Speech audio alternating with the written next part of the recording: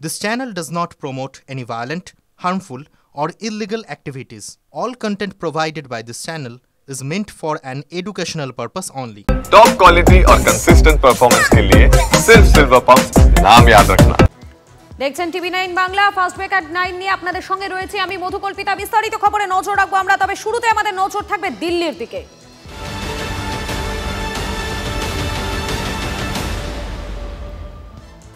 দিল্লিতে বাঙালি পরিবারকে হেনস্থার অভিযোগ, সেই অভিযোগ ওড়ালো এবারে দিল্লি পুলিশ। ভিত্তিহীন উদ্দেশ্য প্রণোদিত প্রচার। বাংলার মুখ্যমন্ত্রীর অভিযোগ খারিজ করে দাবি পূর্ব দিল্লির ডিসিপির। দিল্লিতে পরিযায়ী পরিবারের মহিলা এবং তার শিশুকে হেনস্থার অভিযোগ। এক্স হ্যান্ডেলে ভিডিও পোস্ট করে সরব হয়েছিলেন মমতা বন্দ্যোপাধ্যায়। এরপরেই তদন্তে নামে দিল্লি পুলিশ।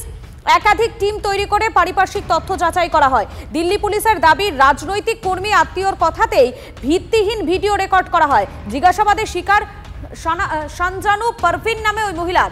পরিযায়ী পরিবারের উপর পুলিশি অত্যাচারের অভিযোগ ভিত্তিহীন, দাবি পূর্ব দিল্লির ডিসিপি। দিল্লি পুলিশের দাবিকে হাতিয়ার করে মুখ্যমন্ত্রীকে আক্রমণ বিজেপির। অভিযোগকারী মহিলার চলাফেরা একটি সিসিটিভি ফুটেজ পোস্ট করে মমতা বন্দ্যোপাধ্যায়কে নিশানা বিরোধী দলনেতা শুভেন্দু অধিকারী।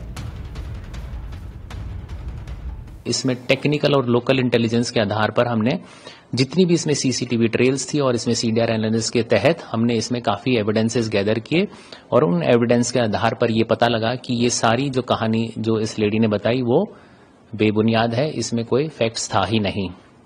इस लेडी और इसके हस्बैंड को जब हमने इन फैक्ट्स के साथ कन्फ्रंट कराया तो इन्होंने ब्रोक डाउन में जब इनसे पूछताछ करी और सस्टेन इंटेरोगेशन करी तो इन्होंने बताया कि इनके कोई रिलेटिव हैं जो मालदा डिस्ट्रिक्ट वेस्ट बंगाल में रहते हैं और एक पॉलिटिकल वर्कर है।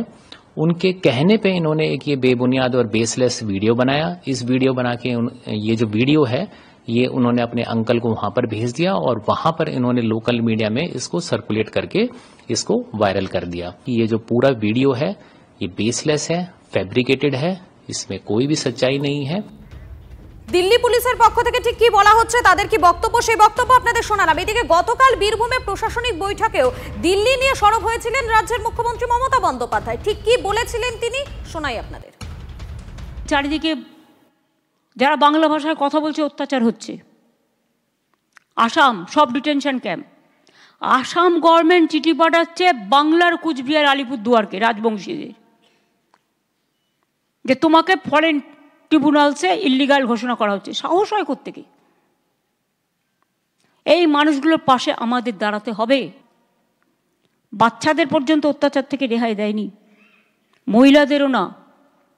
গুরগাঁওতে হরিয়ানায় 10টা ডিটেনশন ক্যাম্প করে লোক রেখে দিয়েছে। আসাম, রাজস্থান, মধ্যপ্রদেশ, ইউপি, দিল্লি, গুজরাট, মহারাষ্ট্রে একজনকে কাগজে দেখলাম কুচি কুচি করে খুন করেছে, করে বস্তার মধ্যে রেখে দিয়েছে। এটা কখনো মানা যায় না। রাজবংশীদের উপর অত্যাচার হচ্ছে, মতুয়াদের উপর হচ্ছে, তপশিলি নিম্ন শীল পরিবার তাকেও চিঠি দিয়েছে। সংখ্যালঘুরা তো আছেই, এটা ওদের আইডেন্টিফাইড ব্যাটল। দিল্লি পুলিশের বক্তব্য হাতিয়ার করে শাসক দলকে আক্রমণে এবারে বিজেপি। সোমবার সাংবাদিক বৈঠক করে দিল্লি পুলিশের তরফে দাবি করা হয় ওই ভিডিও সমস্ত দাবি অসত্য, উদ্দেশ্য প্রণোদিতভাবে সোশ্যাল মিডিয়ায় পোস্ট করা হয়েছিল দিল্লি পুলিশের ভাবমূর্তি খারাপ করার জন্য। আর এরপরে আসরে নামেন বিজেপি নেতারা। দিল্লি পুলিশের দাবিকে সামনে রেখে তৃণমূলকে আক্রমণে শুভেন্দু অধিকারী, সুকান্ত মজুমদার। এই পুরো ঘটনাটা তৃণমূল কংগ্রেসের পরিকল্পনা করে, পক্ষ থেকে পরিকল্পনা করে এটা করা হয়েছে। এই যে ভদ্র মহিলা শাজনুর পারভিন, তার আত্মীয় মালদায় যিনি থাকেন তিনি তৃণমূল কংগ্রেসের সক্রিয় কর্মী এবং নেতা। তার প্ররোচনায় এই পারভিন ম্যাডাম তার ছেলেকে নিয়ে এই পুরো গল্পটা ফাঁদে। সিসিটিভিতে দেখা যাচ্ছে যে পারভিন ম্যাডাম তার ছেলেকে নিয়ে একা একাই বেরোচ্ছেন স্বইচ্ছায়, অর্থাৎ ওখানে কোনো পুলিশ কর্মী তার বাড়িতে যায়নি।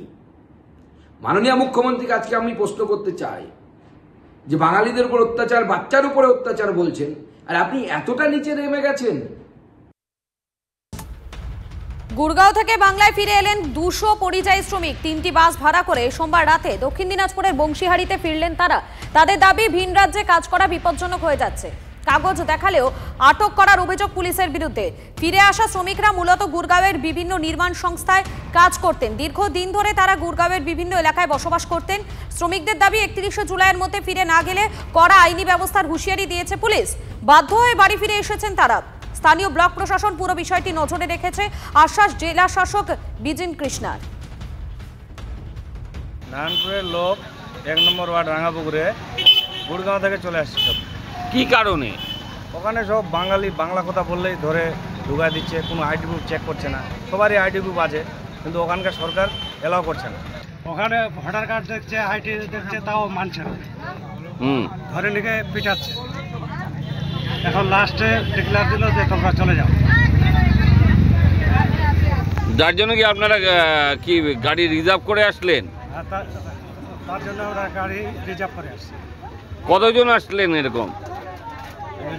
আমরা তো এটা গাড়িতে আসছি মোটামুটি 70 লোক। রাজ্যে 22 লক্ষ পরিযায়ী শ্রমিককে ফেরানোর নির্দেশ মুখ্যমন্ত্রী। সাংসদ শামিরুল ইসলাম এবং মন্ত্রী মলয় ঘটককে প্রকল্প তৈরির নির্দেশ। দালালের কথা শুনে বাংলার বাইরে যাওয়ার দরকার নেই। অত্যাচার হলে কেউ দেখে না, থাকার জায়গা না থাকলে ক্যাম্প করে দেব। স্বাস্থ্যসাথী কার্ড এবং জব কার্ড করে দেওয়ার আশ্বাস মুখ্যমন্ত্রী। আমাদের 22 লাখ পরিযায়ী শ্রমিক আছে। আমি শামিরুলকে বলবো, ও যেহেতু এই কমিটির চেয়ারম্যান আছে আর মলয় আছে, দুজনে মিলে বসে সিএসের সাথে কাল পরশুই বসে একটা স্কিম তৈরি করো, ওদের ফিরিয়ে আনো। আমার দরকার নেই বাংলার বাইরে গিয়ে কিছু দালালের কথা শুনে যখন অত্যাচার হয় তখন তারা থাকে না, পালিয়ে যায়। একটা স্কিম তৈরি করা হোক, যেটা হচ্ছে যারা আসতে চায় তাদের ফিরিয়ে আনার ব্যবস্থা আমরা করব। আমরা কারো কাছে ভিক্ষে চাইব না। 2 হচ্ছে তারা ফিরে এলে তাদের নিশ্চয়ই এখানে থাকার জায়গা আছে, না থাকলে আমরা ক্যাম্প করে দেবো। তাদের রেশন কার্ড যাতে রেশনটা পায়, স্বাস্থ্যসাথী কার্ড ইমিডিয়েট ক্যাম্প করে দেবে। আর হচ্ছে তাদের আমরা কর্মশ্রী যে জব কার্ড হোল্ডার আছে, ইমিডিয়েট জব কার্ড হোল্ডারে সব কটাকে ঢোকাবো যাতে তারা কাজ পায়।